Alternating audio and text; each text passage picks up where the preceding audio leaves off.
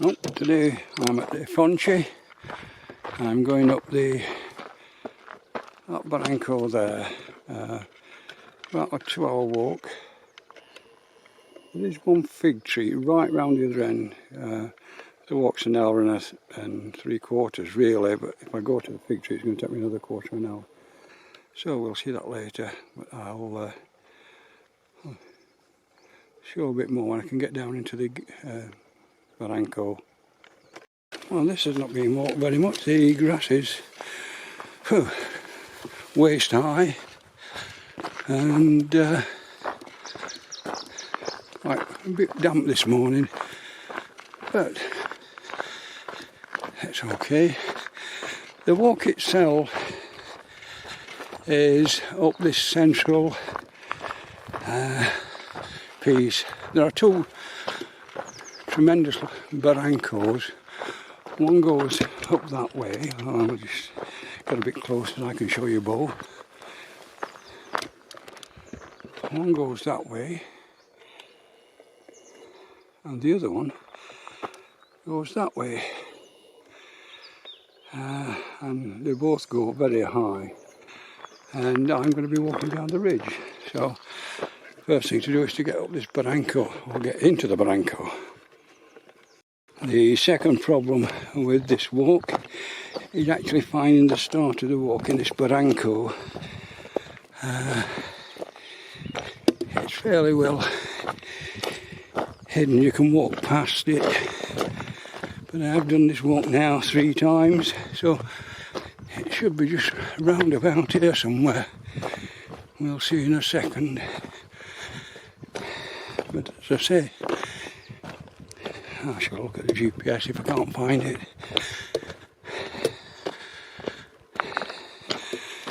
Well, I think maybe it's the next bit.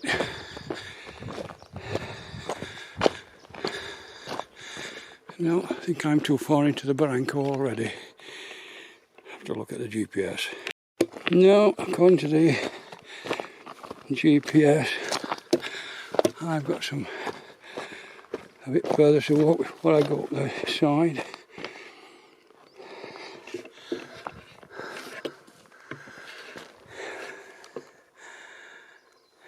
Yeah, it shows me completely on it, and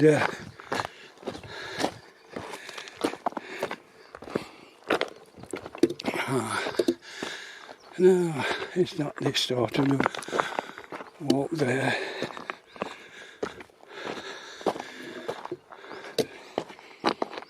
No, I don't think so. I think there's still a bit further on to go according to this. As you can see, it's quite high here already. So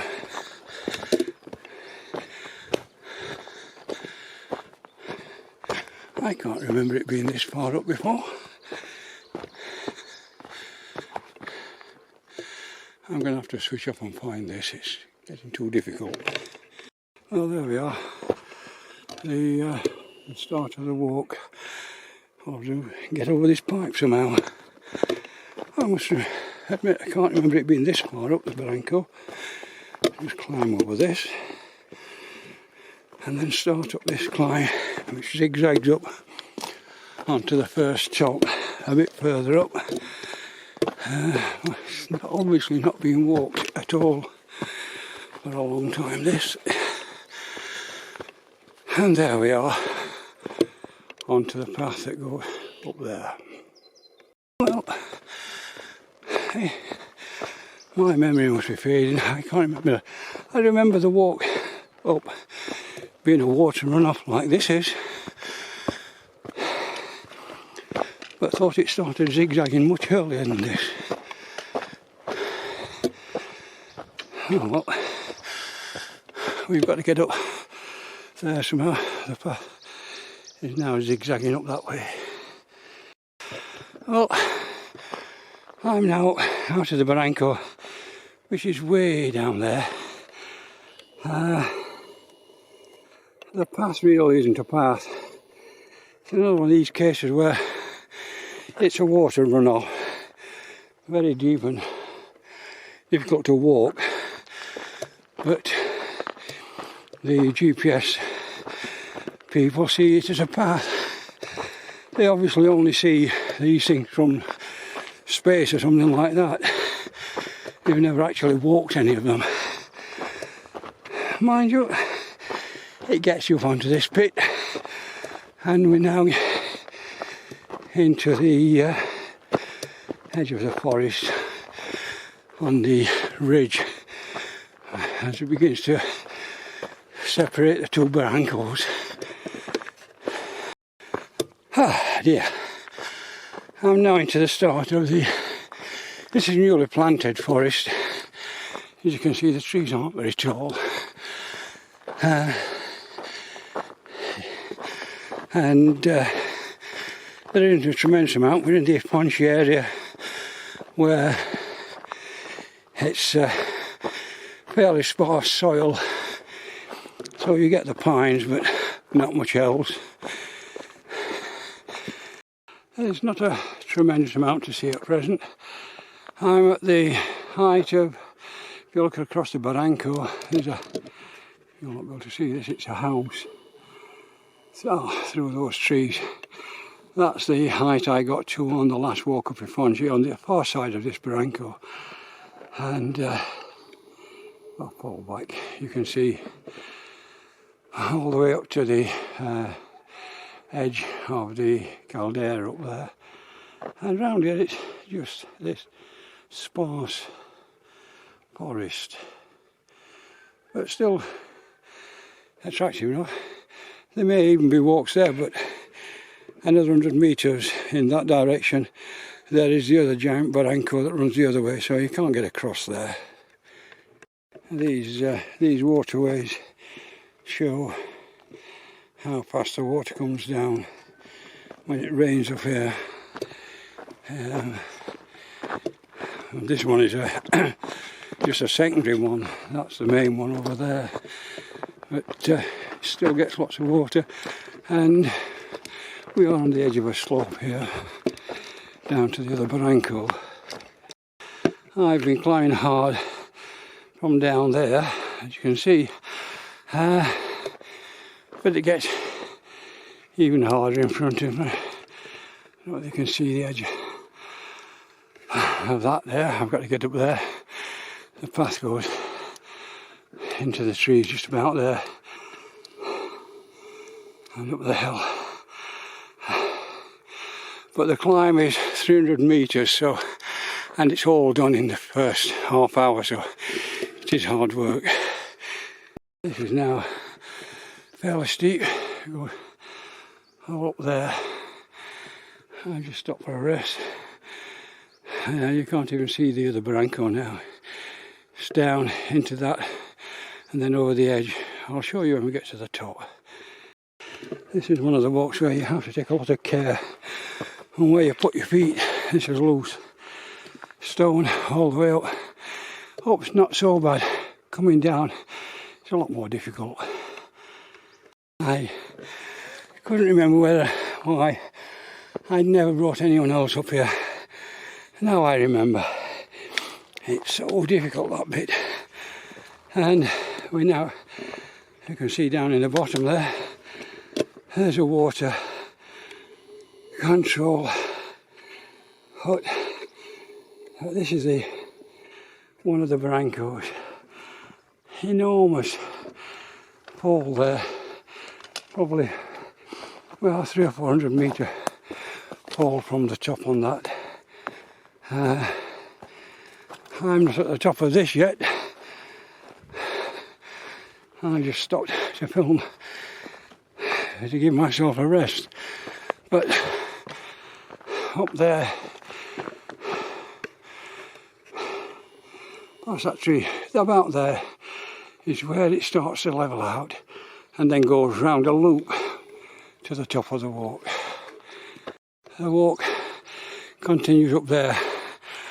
I have a flat area before I attempt the last climb, and it's so hard. I'm stopping early for a drink and a rest. If I can make the camera work. Oh,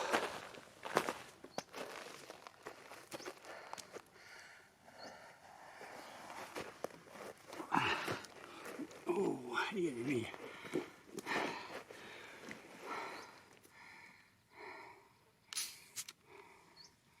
Oh, got fizzy water, not so bad.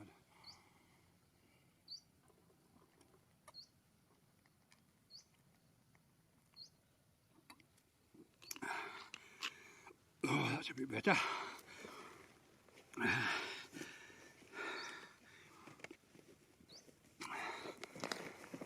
need to look at my GPS to see how far I've got to go to the loop.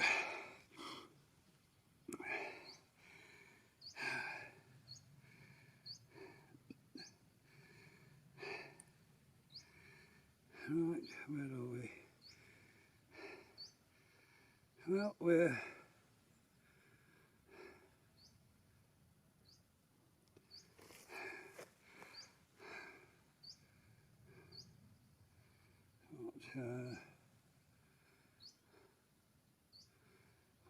400 metres from the start of the loop, so not bad. Been walking half an hour, so I'm not far out of time. Oh dear.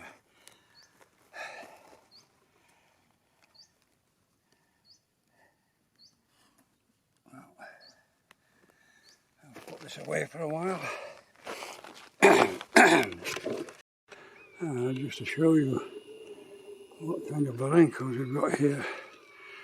That's the bottom down there somewhere.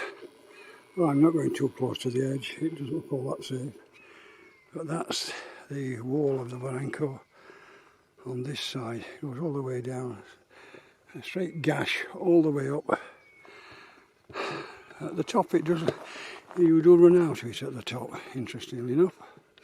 I'm crossing over from the barranco I've just shown you to the other barranco now. Thought it was flat, but as you can see, nothing like flat. This is a phenomenal climb, not for the weak-hearted.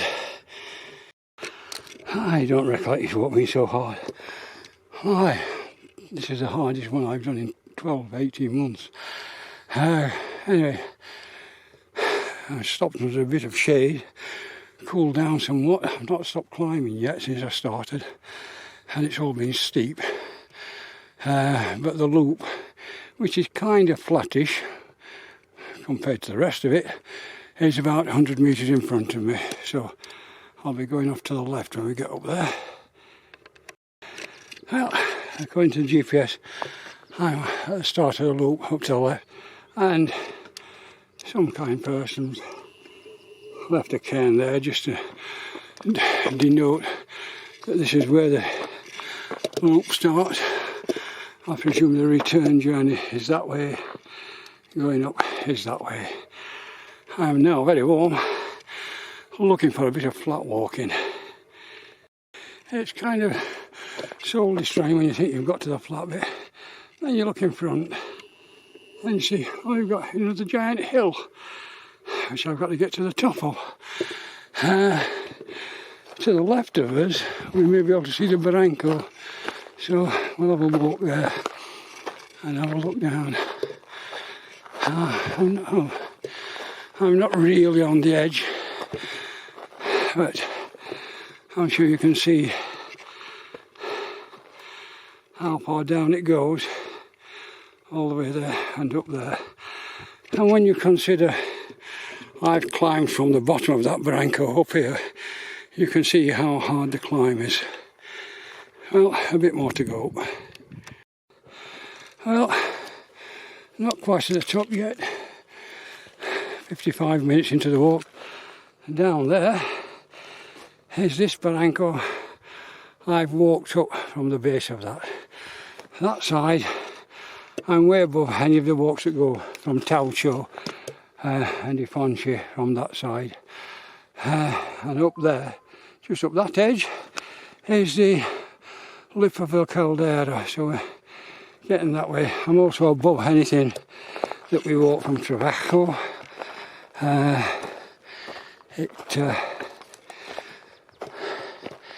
It's fairly high here, and well, I'll sort out the altitude when I get there, but it's a deep slit in the earth on both sides of this little lip of rock I'm walking up. This path goes near the edge there, which is not wonderfully nice, but I'm going to switch off to do this. Well, I've reached the plateau at the top. It's now 400 metres according to the GPS into the turner where I can drop down the other side and then go back. There's a bit of a climb because I'm going to drop down below the level, but we're still at the side of this giant barranco, and as you can see, it's not very pleasant. It's typical Ifonche with lots of rocks. Up there you can see the entrance to Teide. You get right up there, you can get into the Teide caldera, but I've got a bit more walking to do. Normally from this side over there you can see the islands, but it's too misty today. Obviously we've got a Kalima, that's why I'm so warm. So no view of La Palma out that way. Well, I'm now approaching the turn that takes me down towards the Trabajo vineyards. Then I climb back out again to get back to the end of this loop. But in front of us you can see Boco Taucho and the rim of Teide. Still I suppose 300 metres to go to get to that. I ain't going climbing that.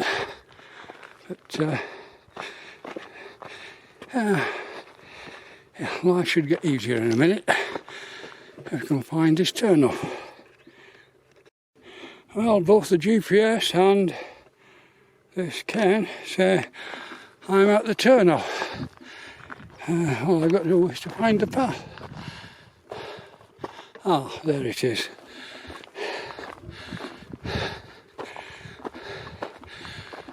The main path there keeps going up to the top of Teide. I ain't going there. I'm going down here now. And part way down I shall have a drink like I did last time I climbed this. Well, this is the last bit of shade until I get down to the bottom.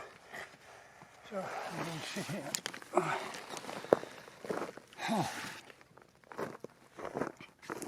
Get my breath back and have a drink. That was really hard. It's not a place to bring a group of walkers, this.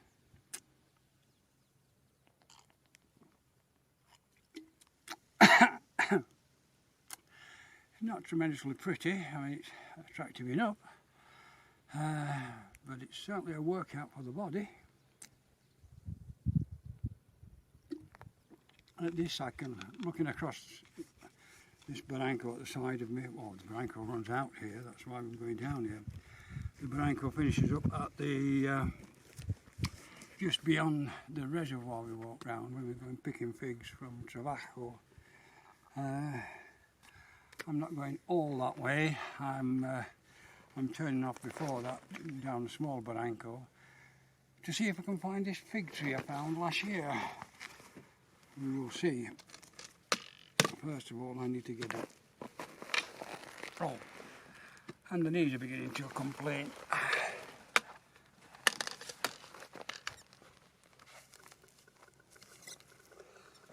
Right.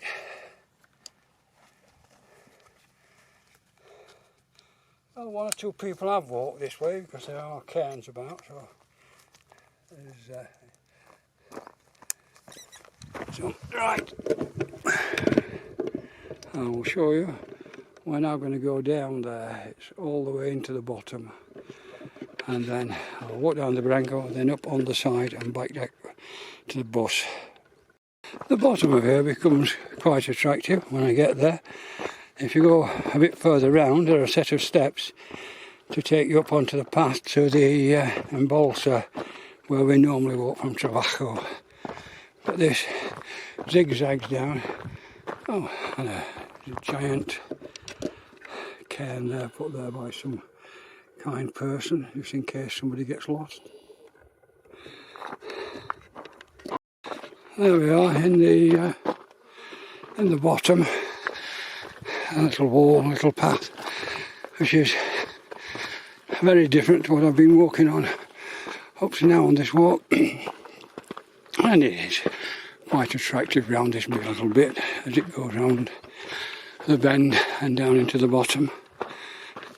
We're now on the 130, as you can see from the markings of the post.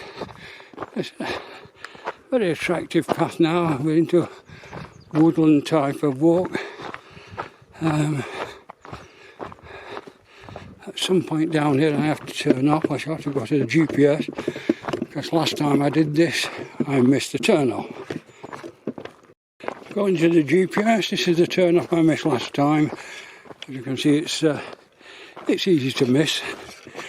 It doesn't look much like a path, having come off one that's been well marked, and fighting your way through undergrowth.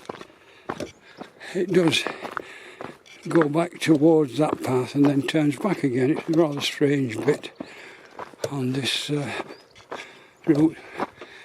Maybe I should have gone straight down the footpath, but never mind. I need to check my GPS again, I think. I'm not quite sure where I am. Oh, it was fine. I was just 20 metres from this turn off onto this track, and I'm now on the way back. I've been an hour and 20 minutes up to now, so I'm going to be in bother because I can't see me getting back in 40 minutes. I've got the whole downhill from the top to navigate, and that takes time.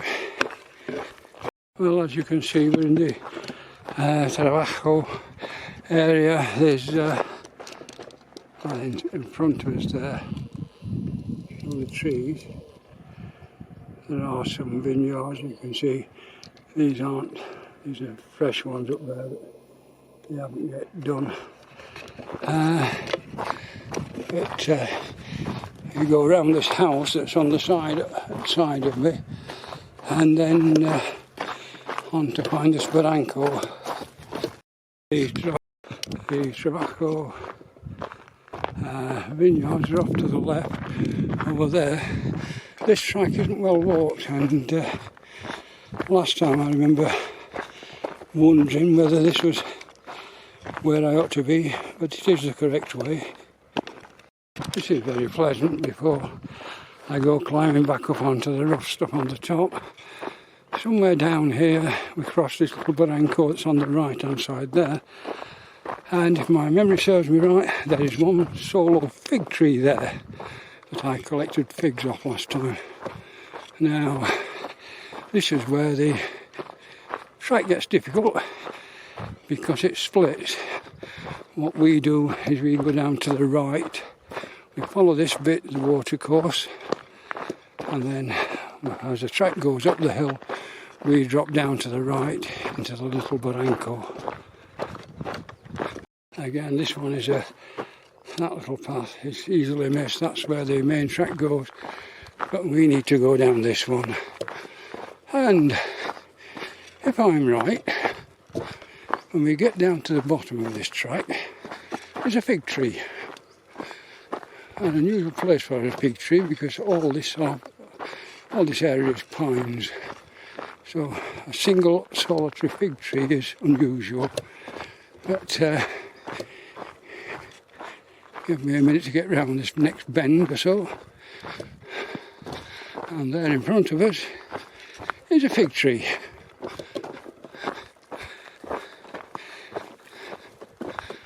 Whether there's any figs on is a different matter, but there's a fig tree. Oh, I'll find my way through this into the barranco.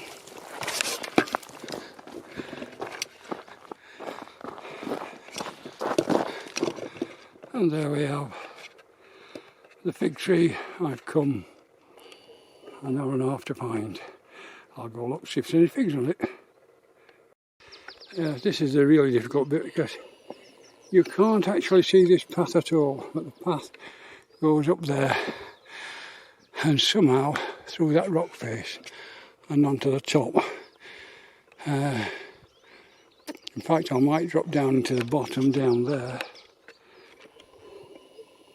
and climb out that way, which may be easier. We'll see. Well, I decided to come down off the scree. It's getting dangerous up there into the bottom, which is difficult to walk on, but I'm not likely to slide down this. So I can now get to the path, which is over there. So I'll just walk to there. Well, I'm through that lot there. It's where the path actually does go, but it is so rough. When you get here, you're back to normal paths again. I don't understand, but you are in a barranco and you will get lots of rocks in there. Again, a cairn, and a very difficult bit to find where you are, but it does go this way. You can just see where people have walked and made a path through these strips, and then it goes off up the rock. Without the GPS and a map on the phone or the cairns, you would not find this path. This is I've just come over a bit of just rock strewn land with no track at all, but eventually got through it and we're back on the path again now. I'm now approaching the return path. It's the end of the loop, and this is the very end of the loop with the cairn there. The cairn, people who have done the cairns did very nicely. They put them about 100 metre spacings in an area that had got nothing at all in for people who hadn't got maps and GPS. So they did quite a nice job. I'm now on the way down. That's the Ifonche, and the three peaks in front of me. And what I've got to ensure is that your footing is sure going down here, because it is rather loose. So probably not much I'll be doing going back down. I'm getting further down now. The walking's getting easier. I think I've gone over most of the bad drops. Oh no, there's one just after this piece. I've forgotten this one. So, well, I'm getting closer to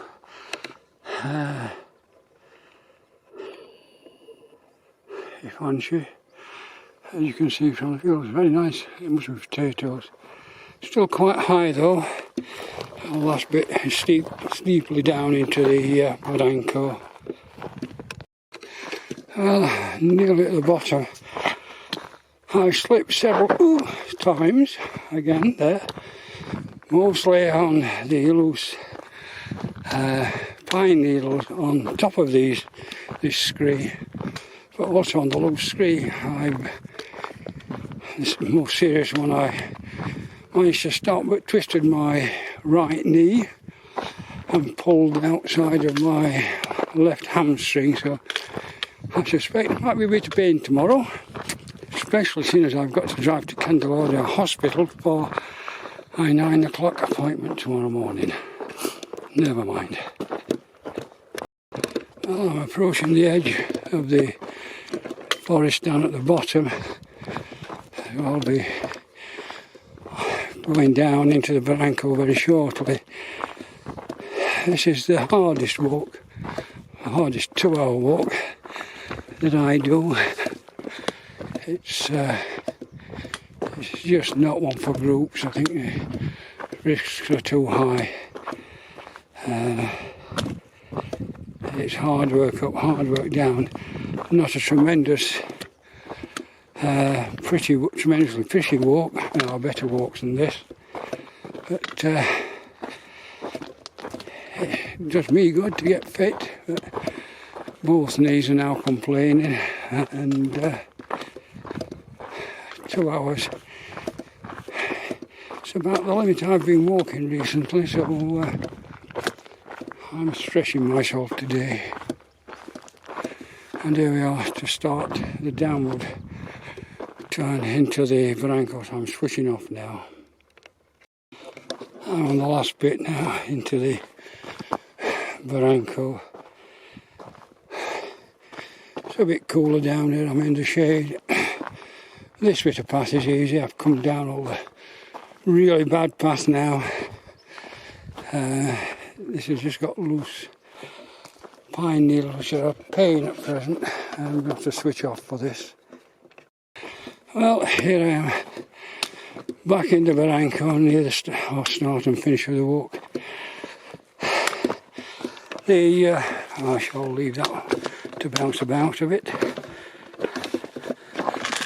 The problem, I think, with this walk is that it's so hard going up that by the time you start to come down and need the security of all your muscles, they've taken a real pounding, and they're struggling. I think it's similar with the knee joints, just hard work for them. But we're down again, and the body will have taken a good workout. As I get back down at the end of this is the minibus. I can see the top of the minibus now. Oh, there we are. The minibus in front of us.